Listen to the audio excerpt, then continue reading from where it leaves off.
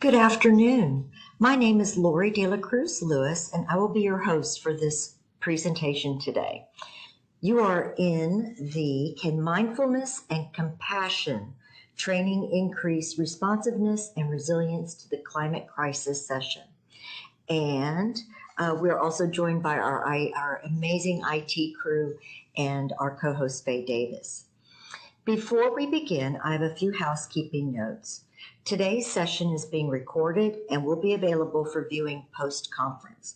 I have also enabled closed captioning for the event today.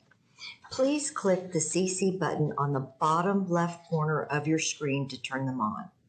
If you have any questions, please use the Q&A feature in this WebEx webinar. But now that I say that out loud, we won't have Q&A because both of our speakers are recorded today. I apologize. So they are both from Europe. One is from Sweden, the other is from the UK. And so they both sent in recorded sessions. So if you want to put in a Q&A, we can send it to them afterward. We'd be happy to do that. But otherwise, we just hope that you'll appreciate the recorded session. So if you have any technical questions, you can reach out to me directly in the chat function, or you can also email Faye Davis at fdavis.dccccd.edu for help. So let's get this started. Let me introduce our very first speaker, our very first recorded speaker. Christine Wamsler is an expert in sustainable urban development with a focus on integral climate change adaptation, disaster risk reduction and management, climate policy mainstreaming, resilience, and transformation. She is professor of sustainability science at Lund University Center for Sustainability Studies and the former co-director of the Lund University Center for Societal Resilience. So she is in Sweden, so we are going to enjoy her recorded session now.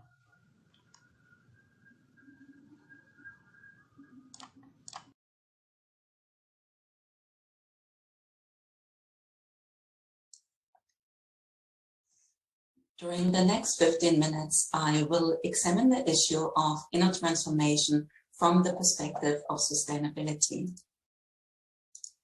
So I will begin by reviewing what we currently know about the issue of inner transformation and sustainability.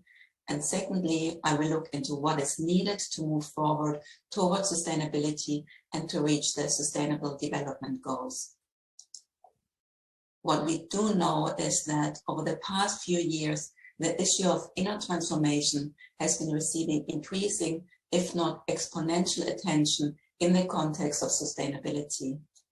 At the same time, there is a clear gap between the work of professionals, including scholars, practitioners, and educators, who focus on sustainability on the one hand and on inner transformation or personal development on the other hand. This is hampering progress. To address this gap, instead of viewing and framing sustainability challenges such as climate change as purely technical external problems, we should see them as relationship problems. This change in understanding is necessary as it broadens the scope of current approaches. It allows us to apply and integrate existing knowledge from different fields of expertise.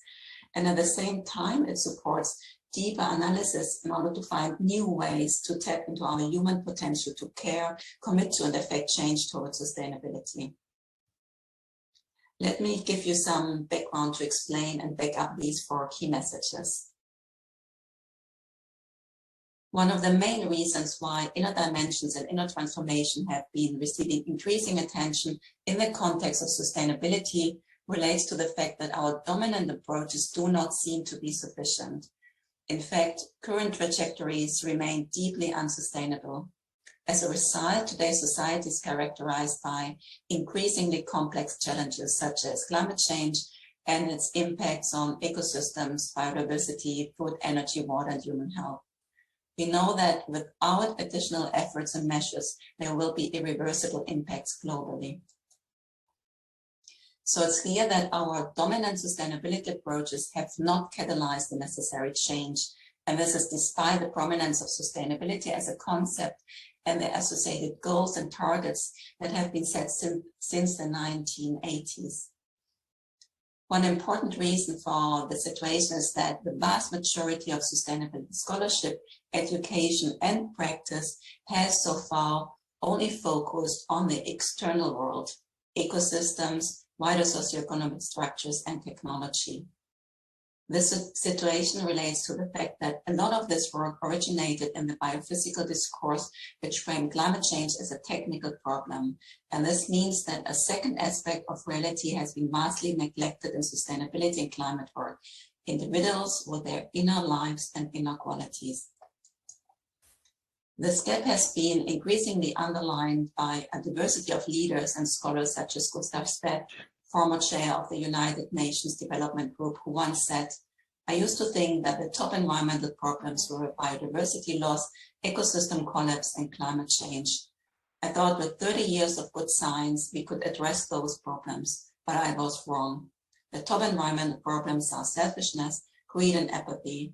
And to deal with these, we need a spiritual and cultural transformation, and we scientists don't know how to do that." In response to such insights, the concept of inner dimensions and inner transformation have been receiving growing attention in sustainability and environmental science and education. Here, inner dimensions refer to people's mindsets, including their beliefs, values, worldviews, and associated inner qualities, which involves cognitive, emotional, and relational capacities. And inner transformation can simply be understood as the powerful unleashing of human inner potential to care, commit to, and effect change for a better life. It thus describes changes in the sphere of human inner dimensions and involves a change in people's consciousness. This change in consciousness refers to the lens through which we see and relate to ourselves and the world around us, others, nature, and future generations.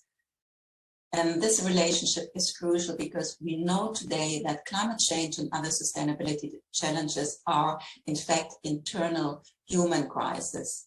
They are the result of the human story of separation or disconnection, which assumes that we are all separate from each other, that some humans are superior to others, and that we are separate and superior to the rest of the natural world. Several theories underlie the understanding and analysis of inner transformation in the context of sustainability. What they have in common is that they all show that systemic change and personal transformation are deeply interconnected, and that addressing mindsets might hold the most potential for transforming systems for supporting sustainability. Many of these theories are based on the so-called iceberg model, which is illustrated here.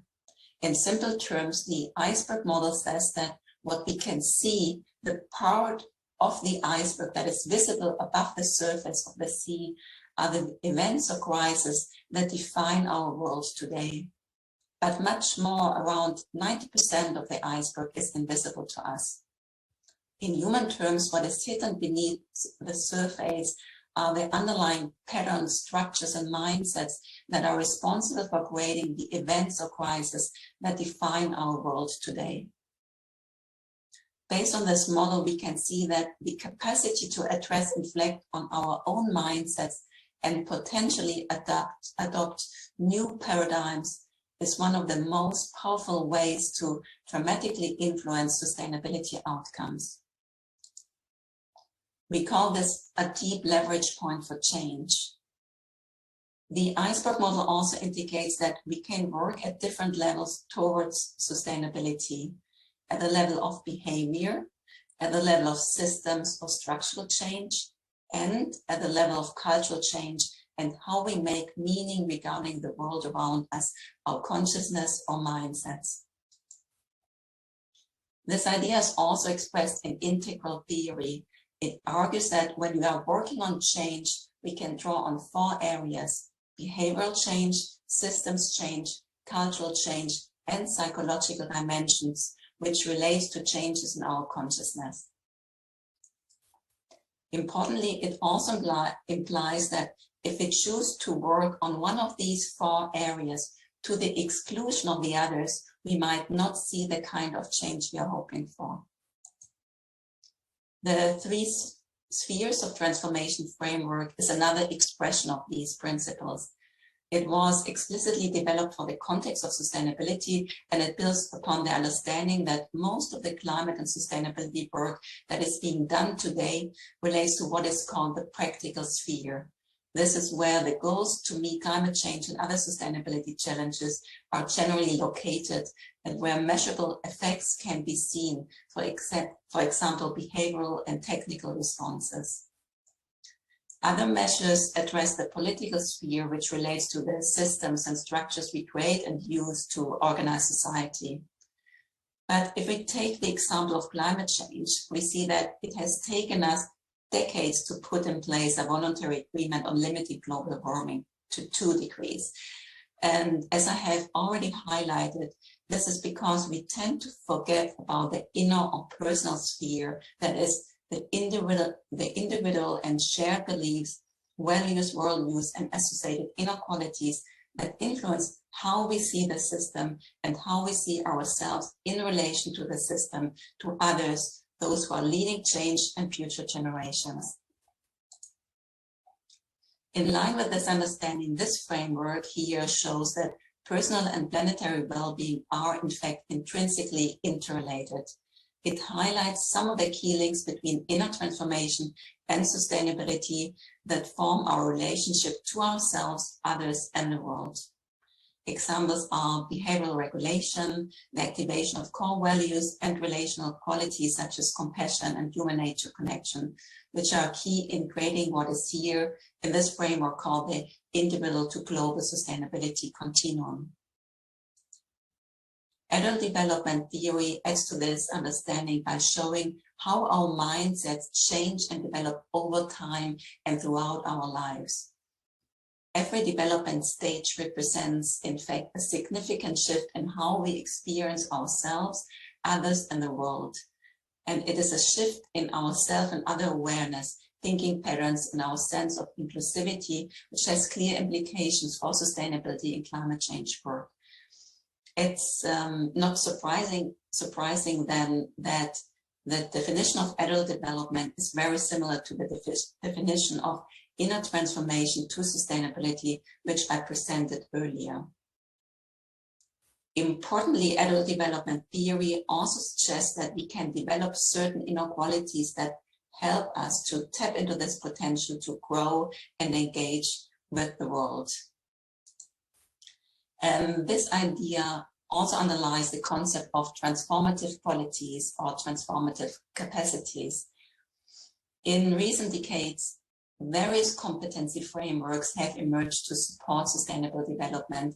However, it is only recently that they have also recognized the importance of inner qualities.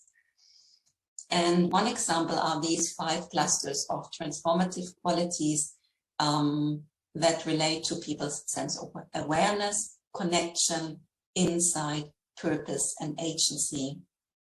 The identification of these 5 clusters and the associated qualities was based on a large-scale empirical study of related to the International Climate Conference, COP25. And it was also based on a literature review on inner-outer transformation, and both studies were recently published. So these 5 clusters include qualities such as self-awareness and reflection, compassion, perspective seeking, intrinsic value orientation, and courage.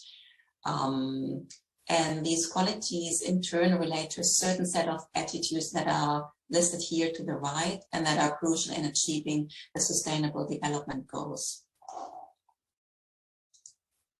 So what is missing and what is needed to move forward? It is clear that despite all the existing theories and research into inner dimensions, inner transformation, and personal development practices, their application to sustainability work is in its early stages, and this is hampering current progress. It is therefore essential to bridge the gap between what I call the sustainability and consciousness communities, or in other words, between work that focuses on sustainability on the one hand and inner transformation, personal development on the other hand. As we have seen, sustainability professionals tend to focus on ecosystems, wider socioeconomic structures, and technology.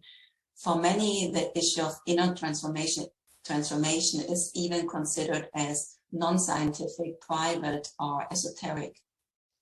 As for the consciousness community, they focus on issues such as personal or adult development, health, well-being, and self-leadership. For them, sustainability is mainly related to the personal level, and they rarely link their work to wider societal or systemic issues. In order to bridge this gap and move forward, we urgently need a paradigm shift. We must stop addressing climate change as a purely technological external problem. Rather, we have to frame it as a relationship problem, which is intrinsically linked to other societal crises such as health or poverty and their associated root causes such as consumerism and racism. This change in understanding is key as it allows us to broaden the scope. It supports the integration of existing approaches and knowledge on how people relate to themselves, others, nature, and future generations into the sustainability field. As we have seen, these aspects are currently not considered in predominant climate change models or approaches, but they are crucial in changing the narrative of separation that underlies the climate crisis. Understanding climate change and other sustainability challenges as relational also opens up space for deeper analysis in order to improve our current knowledge. This is an important point, as we can't assume that personal development interventions will automatically translate into sustainability, climate action, and justice. Instead, we must explore if and how related approaches can best be mainstreamed and oriented toward sustainability. And ultimately, this is a precondition for linking inner and outer transformation and being able to identify what we can call inner sustainable development goals. In other words, the inner qualities and approaches that we need to affect change towards sustainability. Accordingly, in the context of the Contemplative Sustainable Futures program, we explore different ways to link inner transformation and sustainability. On the one hand, we look into how we can best support and develop learning environments and practices that help us discover our individual thinking and internalize cultural patterns and increase our sense of purpose and interconnection. This can help to let go of habits that are an expression of the narrative of separation and understand well-being and sustainability as qualities we can nurture. It can thus help us to tap into our full potential for addressing climate change. Importantly, this work is not about saying we need to change people's beliefs, values, and worldviews and turning them into objects to be changed. Instead, it is about creating space and conditions that can nurture a culture of inner growth, mutual support, and engagement from a place of shared universal values and connection. On the other hand, we look into how we can best integrate inner dimensions into the current political and institutional landscape. The aim is to systematically mainstream inner dimensions into existing systems, thus creating the structural conditions that would support the emergence of a new, more sustainable narrative. An important example in this context is the Activate Change project with the Mindfulness Initiative, where we are trying to identify how the intersection of mind and climate change can be better integrated into policymaking and the role that mindfulness and compassion can play in this regard. So the ultimate goal then is to create together a new narrative, a new sustainability story. And Jamie will now present our work and the Activate Change project in more detail. Thank you.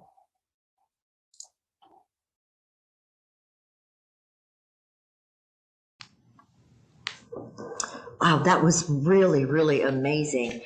So we are ready for our next recorded speaker. His name is Jamie Bristow, and he's the director of the Mindfulness Initiative, a policy institute about mindfulness and compassion training that grew out of a program of mindfulness teaching for politicians in the British Parliament.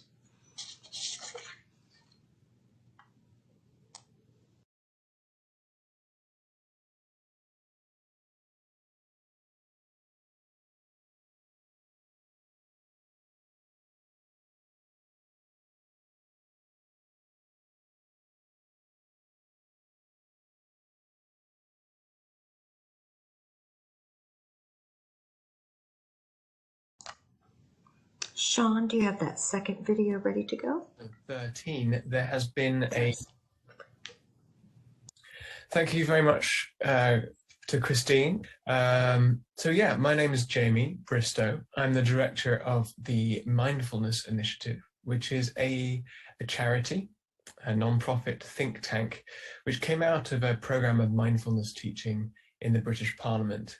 So that is to say that since 2013, there has been a program of teaching mindfulness to politicians, where over 300 now members of Parliament and members of the House of Lords have taken some mindfulness training. And after a little time, politicians became interested in the science behind what they've been learning for themselves. And like many people, started to feel that, wow, others should know about this. And how do I share this? They invited some volunteers and experts together to help them think through what kind of policy changes might be possible. And I was one of those who came to their aid. We formed the Mindfulness Initiative that I now run and helped them to conduct a 12-month policy inquiry into how mindfulness training could be helpful in the areas of health, education, criminal justice, and the workplace. In 2015, we pulled together the world's first policy report about mindfulness training called Mindful Nation UK. And you can find that along with all of our other publications on our website, which is themindfulnessinitiative.org.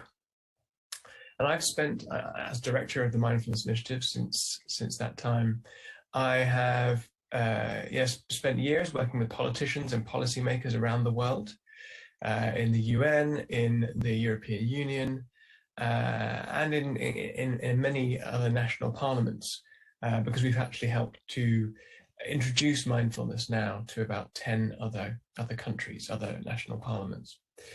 So we've been working over this time to look at how mindfulness can be helpful, right now to meet some of society's most pressing problems. And of course, we've had to be doing that research, policy research, making those recommendations, working with government ministers to try and enact those recommendations where the evidence has been strongest. So that's like, mental health and combating recurrent depression, for instance, or anxiety and pain. However, I have to admit that my real deeper motivation has been how mindfulness can help us to meet the bigger crises of our times, the more foundational and existential crises, and particularly the climate crisis. Having done the work of building credibility, looking at how mindfulness could help in these really tangible areas of health policy, education policy, it started to become possible to look at climate crisis directly, rather than just widening access and widening interest more broadly.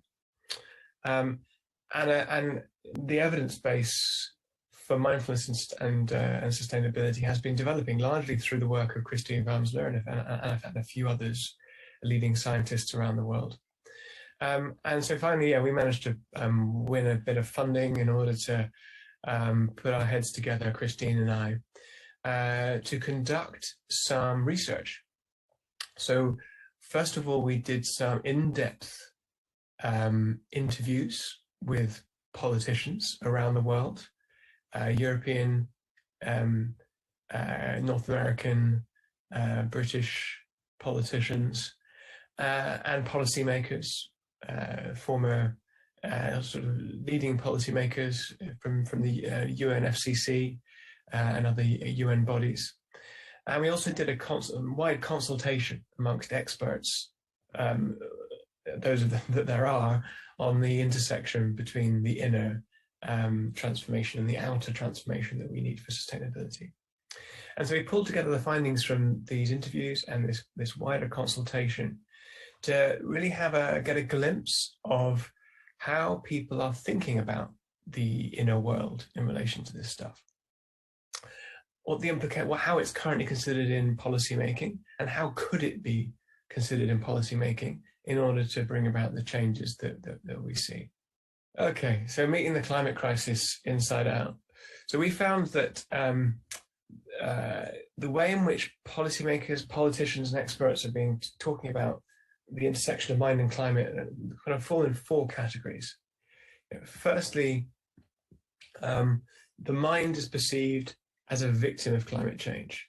So one of the first things you hear politicians talk about often is the number of young people they hear from who are feeling the kind of the grief and anxiety and overwhelm and fear as a result of ecological collapse and the kind of projections that we're looking at now. And a paper in the Lancet just came out with a big study of young people across different countries. They found something like 70% of them were really scared about the future. 60% felt like really sad or grief. 50% felt that their older generations weren't listening to them. And really key finding was that the amount of climate anxiety was related to the level of inaction of their national government. The second area is that mind is being described as being at the root cause of climate change. Now, this is less common. We tend to think of mindfulness as a technical problem. Most sustainability policy is in that area. However, increasingly, we're starting to understand that actually there are certain tendencies, human tendencies, mechanisms of mind, which drive our drive consumerism, drive our patterns of production and consumption. Some people have described three different categories. The root cause being sort of selfishness, greed, and apathy. Others talk about it being a misunderstanding about where happiness really comes from. And it's a complex area, like how much of it is our culture, how much of it is our natural evolved tendencies, what's the interaction between those two. It's something we need to understand more about, but first of all, we just need to acknowledge that that this is not just about carbon dioxide, that there are many ecological boundaries being transgressed, and there's some underlying pattern here that we're due a reckoning about. We need to go through a kind of collective soul searching. The third area we found is that mind is identified as a barrier to climate action. So as well as being a driver and a victim, also that we have certain biases, we have a tendency to denial, and myriad ways in which we are our own worst enemy for actually getting change happening. This actually we're probably more familiar with.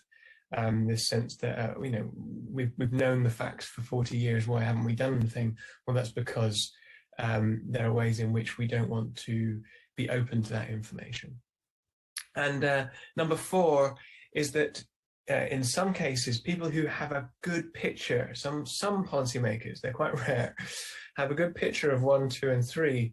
They actually see this as a kind of a vicious cycle between mind and climate. In as much as mind's driving climate change is driving negative mental health and well-being and fear, etc., which actually exacerbates the worst side of human nature. So our threat response, for instance, the sympathetic nervous system, which goes into fight, flight, or freeze mode, really unhelpful for solving collective problems.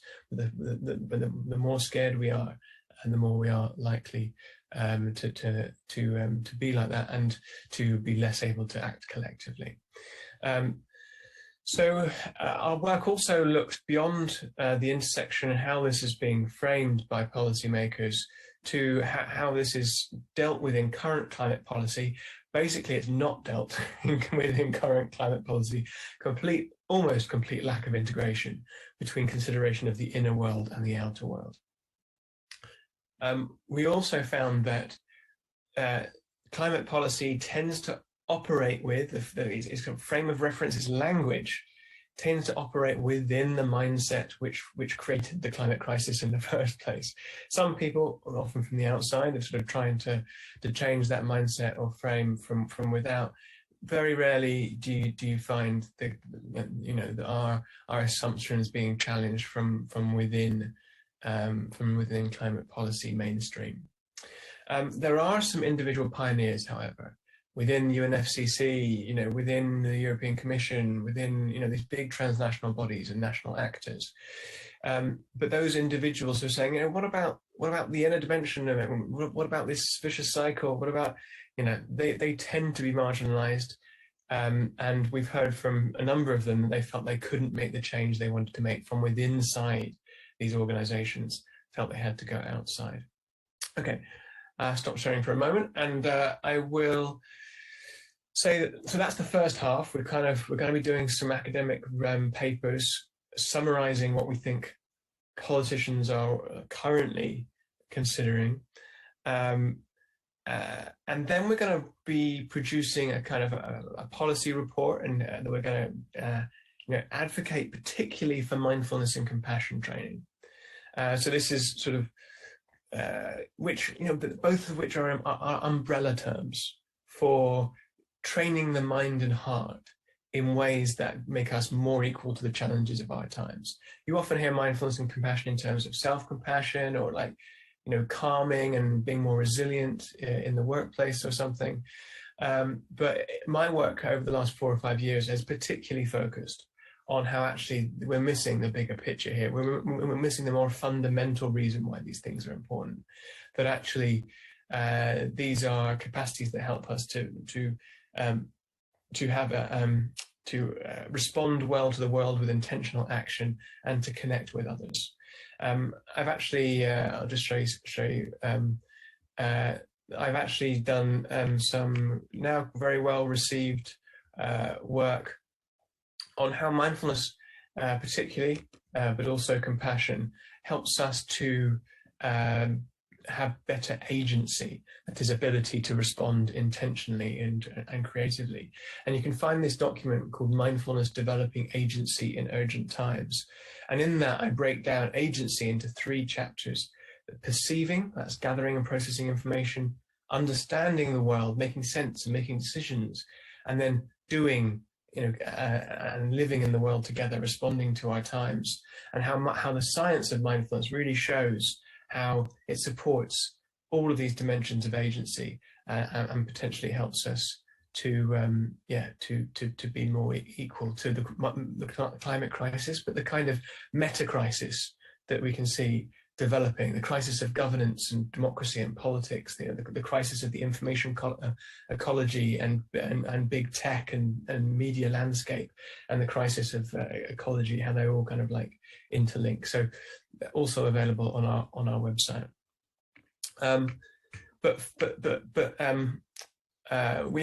With Christine, we're now focusing specifically on the climate crisis, and so here we have a different narrative.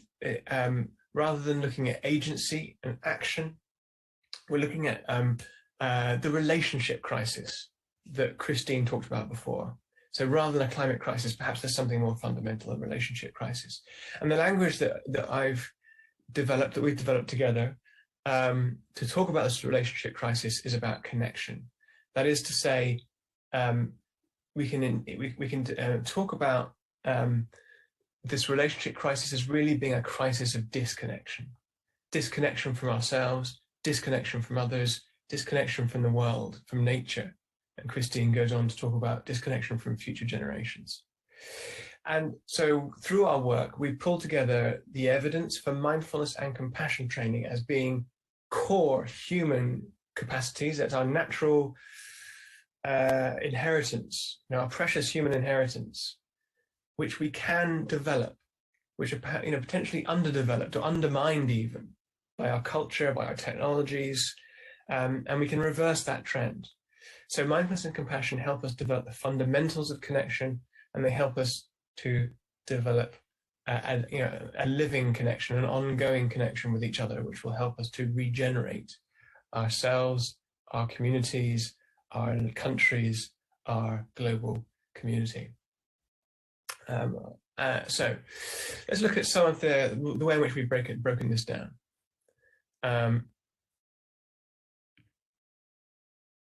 Well, first of all, the fundamentals of connection we've broken down into three categories. The first is open mind. A lot of this is about the core theory and evidence about the benefits of mindfulness training. That is, it helps us to regulate our attention.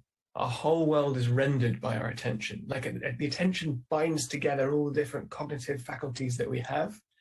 What we pay attention to, what we notice, is our world. And as has been described before, attention is sacred because it is the foundation of choice. Like we can't respond to something or choose to do something about it if we don't notice it. And then what we notice and to what degree will be what we choose between. Mindfulness doesn't just help us to develop our attention. It's not just about attention training and helping to sort of nail our mind to a point. Although it is handy, that level of focus. It also helps us to broaden the bandwidth of perception, to be more open to novel and difficult and challenging information, and to bring new domains of perception online.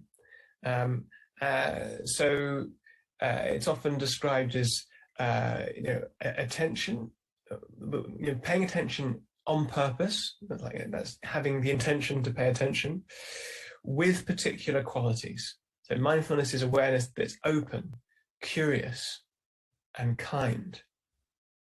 And so these qualities work together to kind of widen the bandwidth of our minds. And particularly, what we focus on in our climate report is that it helps us to be open to novel and challenging information. That's so key, so key. And some researchers actually go as far as defining mindfulness as kind of a habitual receptivity to novelty. Mindfulness also helps us with perspective taking. The politicians that I work with, this is like one of the top three bits of feedback they often share. Helps me with perspective, keeping things in perspective and taking other perspectives. And it often comes out in the kind of clinical qualitative literature as well. It increases cognitive flexibility and perspective taking. One of the key bits of perspective taking is a change in perspective on our own thoughts. This is called metacognitive awareness. Helps us to think about thinking or perceive our perceptions with a more meta approach. And this is also really important to get a bit of distance between what we think is true and what is actually the case. Thoughts are not facts is a common mindfulness phrase, and super important in politics when you get so identified with your beliefs and someone criticizes your beliefs, so you get really upset. A little bit less of that. Politicians talk about disagreeing better as a result of practicing mindfulness. I think this is one of the reasons. So our next area of the fundamental of connection is an open heart. So here we have empathy, our ability to perceive the emotions of others and to resonate with them. Mindfulness is associated with that, and you then need to go from empathy, which is like feeling the distress of others, to compassion, but it's a different quality. It's actually different neural networks even, and compassion is something that can be trained intentionally itself. So it's associated with mindfulness. Mindfulness is often considered a kind of foundation to compassion training. You need that noticing of the distress of others. You need the kind of equanimity and the stability of mind to take empathy, like involved empathy, to empathic concern, or sort of compassionate awareness, which is more able to abide with the distress of others rather than getting sucked into it. You feel positive towards others, and you understand their emotions without like feeling them directly. So I'm getting a bit nuanced there between the differences between empathy and compassion, but it's fascinating stuff. And then finally, we look at how empathy and compassion form two of the really important ingredients of a broader emotional intelligence that mindfulness and compassion training are associated with. Our third subsection for this Fundamentals of Connection chapter, we're currently calling Integrated Being. And that includes embodiment, so that's body awareness. So one of the first things you learn on a mindfulness course, as well as the attention regulation benefits, capacities, is awareness of the body, like being an embodied human rather than just treating our body as something that takes our mind from meeting to meeting. And it looks like embodiment is the thing which helps us to be more empathic, to notice the distress of others. Like our bodies are telling us the signals, are responding to others in the social field. And if we're not embodied, then we don't get those signals, amongst other things. They also help us with things like values that I'll come on to in a moment. In this section, we look at threat response. I mentioned already, fight and flight, and fight and flight responses, or the approach state, rest and digest, and the interaction between those natural states and trauma. Trauma means we can get stuck in the fight and flight system, or be more likely to be in the fight or flight system. And again, there's this sort of science of interpersonal neurobiology, which looks at vicious and virtuous cycles in that regard. And finally, we look at sensitivity to value. So this is our internal GPS system. Like, why do we do what we do? Why do we decide what's important? Who we want to be? Like, what is a beautiful life? How do I respond? How should I respond to the challenges of our times? These are integrated, complex systems that interrelate the open mind, open heart, and this sense of body embodiment. Because our bodies, tell us things about what we think is valuable and important. And when we live out of alignment with that, our bodies will contract and tell us that's the case. So through embodiment, through this connection of mind, heart, and body, we have a more wise way of connecting to ourselves, connecting to others, and again, connecting to the world. So the second sort of section, the second chapter, we look at the kind of how we live connected with each other. This is how our mindsets can be more holistic and more interconnected. First of all, mindfulness is associated with a holistic, intuitive mode of mind. This is as opposed to a verbal, conceptual mode of mind. Some researchers compare this to associate these with the left brain and the right brain. So the left brain being more kind of verbal, conceptual, chunking things into bits, doing logical analysis, having lots of clever words about them. And the holistic, intuitive mode of mind, the kind of right brain, is seeing the big picture, the wood from the trees. And that's really what we need in order to navigate in a world that's now so complex. We're missing the woods from the trees. We have got these little silos, these little areas of discipline that we understand. and we're not doing enough synthesizing, putting this knowledge together to see the big picture and responding appropriately. But it seems that mindfulness is one of the things that can help us regulate, sort of balance these two modes of mind and have a more holistic, wider perspective on things. Interestingly, that holistic intuitive mode of mind is upregulated when we're in nature. There's a kind of nature connection element to it. When we look at man-made things, we tend to be verbal conceptual. When we look at organic things, we're more holistic, intuitive. And there's lots of other things we can say about how mindfulness helps us to really be in nature rather than on Instagram taking photographs of us in nature. And also feeling senses of compassion for living creatures, plants and animals that are under distress, and being able to sort of hold ourselves within that and respond to that. And this brings us to what Christine talked about, that deep leverage point for change, the wise worldviews, the seeing the connection, the seeing ourselves as enmeshed in a harmonic web of life rather than in dominion over nature, exploiting and extracting at will. This is the fundamental mindset that needs to change. And there are reasons for believing that mindfulness and compassion training will help us change that. And then, this is the area of my original agency document, a lot of this stuff. Mindfulness and compassion will help us to work together. It helps us to have intrinsic values, to develop care and motivation towards action. It helps us to have a skillful relationship with anger, not to kind of neuter us and to not feel this sense of righteous indignance that things need to change, but it does help us to reduce anger or problematic aggression, etc., which can really derail collective action. And as such helps us to work together. Our final subsection is sort of where we started, really. The impact of climate on the mind and how we can deal with that and stay hopeful and stay engaged. So we have a chapter on resilience, on staying with the trouble. And we have these terms, which is cognitive resilience, emotional resilience. They're sort of slightly different things. Like, for instance, stress erodes our working memory. We are less able to keep things in mind and less able to hold complex ideas when we live under chronic stress. And so if we're stressed out by the world, we're less able to help it because we have reduced cognitive capacities. Mindfulness can help. There's evidence that mindfulness can not only protect our working memory, but actually increase the capacity of our working memory over time. And there are ways in which self-compassion and the equanimity quality of mindfulness can help us keep courage, hope, and persistence in the face of adversity.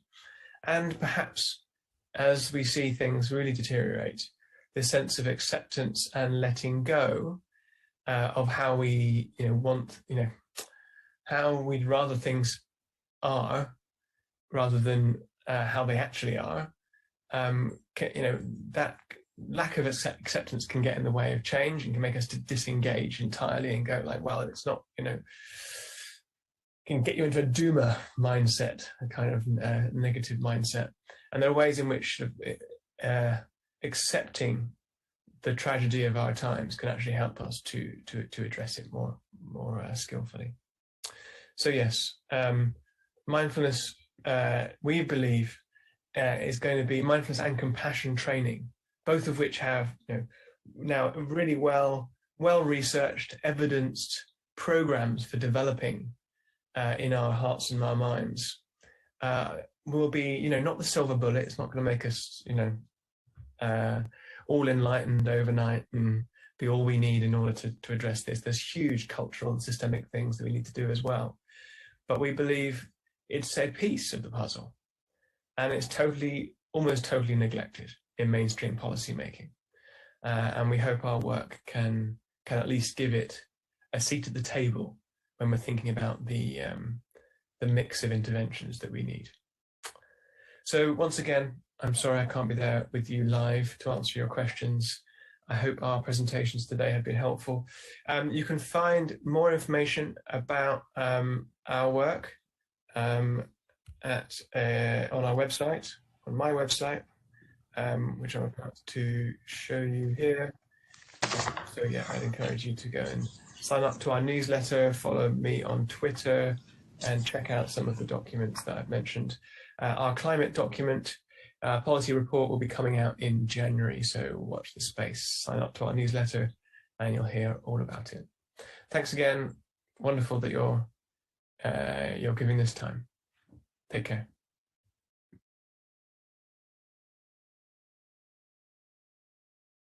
And his voice was just so calming. And I could have listened to him all day long.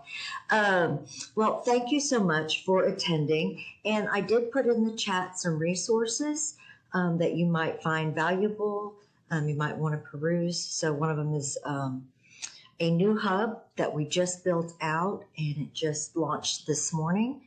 And it is called a Sustainable Solutions Framework, 3 questions that can transform the world. And we hope you enjoy that. And then there's also a collection of different hubs and story maps that we thought were very informative. And so I hope that all of you have enjoyed today. And I hope that you will join us at our last session of the day, Media Literacy, How to Spot Misinformation Online. So please join us at 3 o'clock in just a few minutes. And if I don't see you there, I hope you have a terrific weekend.